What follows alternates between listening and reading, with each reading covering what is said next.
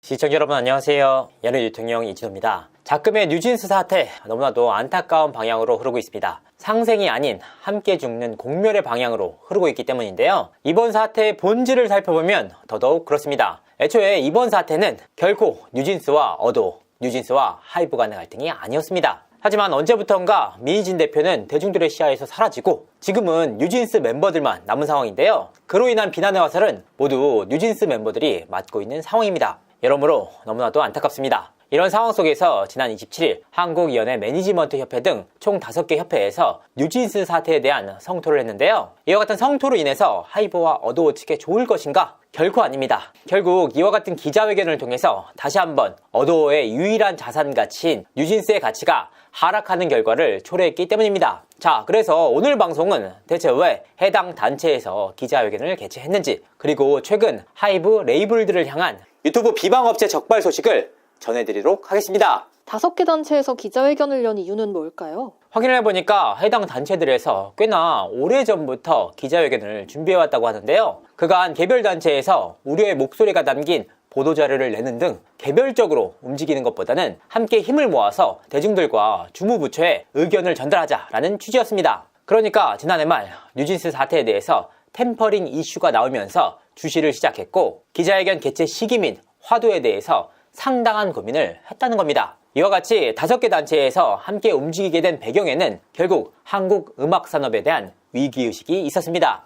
뉴진스가 NJG를 선언하고 어도어를 이탈하지 않았습니까? 160억 원을 넘게 투자한 대한민국 최고의 연예기획사에서도 멤버들의 이와 같은 독주에 대해서 손쓸 방법이 없다는 것을 목도했기 때문입니다. 사실 이번 문제는 한이의 국감 문제와도 맞닿아 있는 내용입니다. 제가 당시 한이는 절대 국감에 나가서는 안 된다, 오히려 문제가 된다라고 수차례 말씀드리지 않았습니까? 결과적으로 하이브 내 또 다른 레이블의 매니저로부터 무시해 라는 말을 들었다라는 주장은 나왔지만 이를 입증할 만한 객관적인 자료는 확보하지 못했습니다. 특히나 해당 매니저 역시 저연차 신입급 매니저였는데요. 협회 측은 해당 매니저가 반론조차 제대로 해보지 못하고 국정감사를 통해서 가해자로 낙인이 찍혔다는 취지의 주장을 내놨습니다. 사실 이 문제로 해당 매니저가 정신과 치료를 받을 정도로 극한의 상황에 내몰린 것은 사실이었는데요. 하지만 지금까지 그 어떠한 단체에서도 해당 매니저의 입장을 들으려는 시도조차 하지 않고 있는 모양새입니다. 5개 단체 측에서는 누구도 법의 판단 이전에 계약 파기를 확정할 수 없다,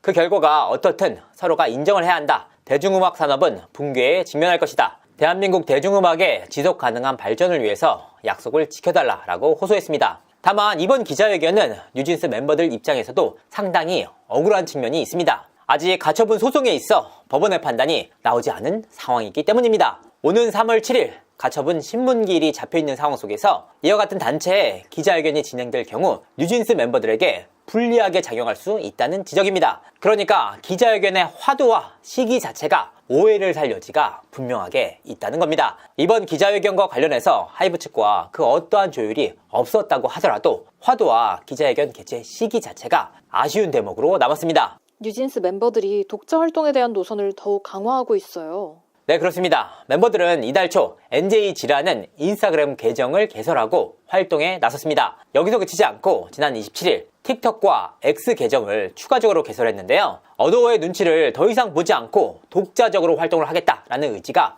반영된 일입니다. 특히나 오는 3월 23일 홍콩의 컴플렉스 컨을 통해서 컴백을 하겠다라고 밝힌 만큼 멤버들의 독자 활동은 더욱더 가속화될 전망인데요. 사실 멤버들 입장에서는 어도어와의 계약 관계가 완전히 끝났다라고 밝힌 만큼 예정된 수순으로 활동을 이어가는 것으로 보입니다. 반면 하이브와 어도어 입장에서는 그 어떠한 방법도 손쓸 방도가 없습니다. 그 이전까지는 뉴진스 멤버들의 부모님들을 직접 만나서 이야기를 나눴는데요. 멤버들은 이와 같은 시도조차 이간질로 규정을 했습니다. 그렇기 때문에 현재 어도어가 할 수 있는 유일한 대응은 이와 같은 행위 자체가 전속계약 위반이다라는 입장문을 발표하는 것이 전부였습니다. 결국 양측의 운명은 가처분 결정을 통해 가름이 날 전망인데요. 어도어는 뉴진스 멤버들을 상대로 기획사 지위보전 및 광고 체결금지 가처분을 진행한 상황입니다. 신문기일은 3월 7일로 예정되어 있는데요. 통상적으로 신문기일 이후 보름 전후로 결정이 나오는 만큼 그 결과를 두고 양측의 입장이 어떻게 달라질지 귀추가 주목됩니다. 그 결과에 따라서 그간 유화 위주였던 재수치어 역시 상당히 달라질 것으로 보입니다.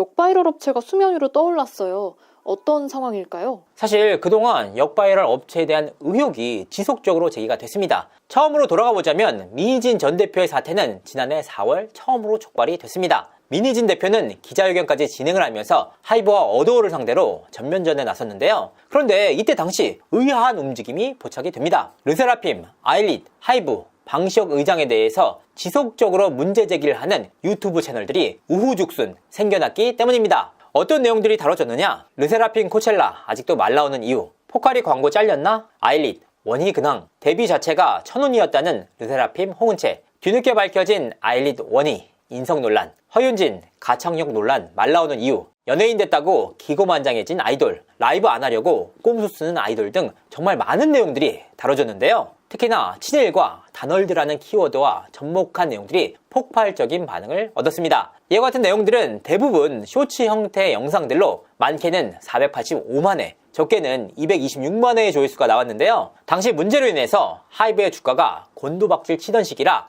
의미를 더했습니다. 결국 하이브를 주축으로 각사 레이블 등은 구글을 상대로 정보 공개 청구를 요청했습니다. 이와 같은 채널들이 익명으로 베일에 가려졌던 만큼 신상을 특정할 수 있는 정보를 달라고 요청을 한 것인데요. 결국 미국 법원을 통해서 이와 같은 요청이 받아들여졌습니다. 그리고 이들은 이슈피드, 피플박스 등을 운영하는 패스트뷰로 특정이 됐습니다. 유튜브 채널뿐만 아니라 언론사까지 소유하고 있는 회사였는데요. 이와 같은 사실들이 서울와이어라는 매체를 통해서 단독으로 보도가 됐는데요. 이와 같은 보도 이후 내부에서는 상당히 놀랍다는 반응이 나왔는데요. 혹시나 생길 수 있는 파장을 우려해서 극비리의 관련 소송이 진행 중에 있었고, 회사 내에서도 외부 인물들에게 그 어떠한 내용도 알린 적이 없는 내용이었는데 이 매체를 통해서 처음으로 나왔다는 겁니다. 해당 매체는 미국 법원의 자료를 확인할 수 있는 루트를 확보한 것으로 보입니다. 패스트뷰 측은 서울와이어 측에 원만하게 이야기가 끝난 부분이라는 입장을 밝혔다고 하는데요. 사실 여러 가지로 납득하기가 어려운 내용입니다. 왜냐? 하이브를 비롯한 각사 레이블 등이 이 패스트뷰라는 회사를 상대로 민사소송을 진행하고 있기 때문입니다.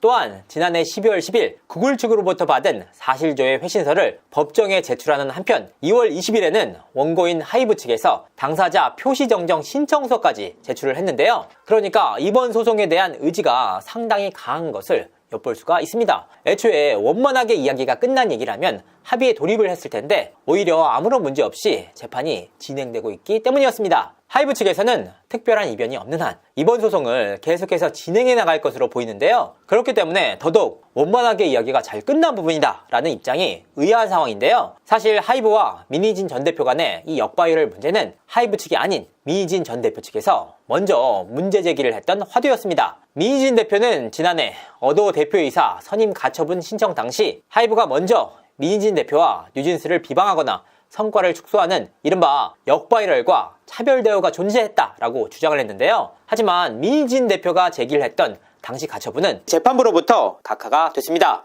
이와 같은 내용에 대한 판단을 받지는 못했습니다. 이런 상황 속에서 하이브를 비롯한 레이블사에 소속되어 있는 연예인들을 상대로 조직적으로 역바이럴 움직임을 보인 업체를 특정해낸 것인데요. 그간 의혹만 성성할 뿐 실체는 확인하지 못한 사안이었는데요. 이번 사태를 통해서 그간 보이지 않는 곳에서 연예계를 좌지우지해왔던 역바이럴 업체가 실제로 불순한 의도를 가지고 움직여왔는지가 확인될 전망입니다. 이상으로 이진호였습니다. 감사합니다.